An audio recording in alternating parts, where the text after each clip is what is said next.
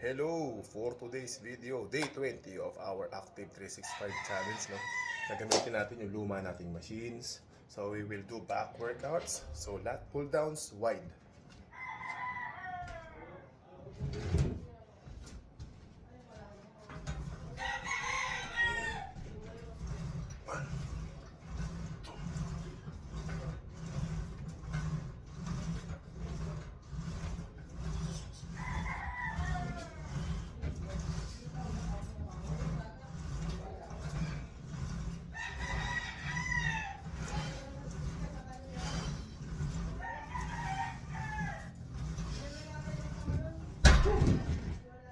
Yeah.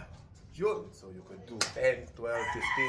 Katulad pa rin ng dati, no? So, ginawa natin wide, pwede nyo gawin close. So, for day 20 of our Active 365, this is Coach H-Bomb. Out!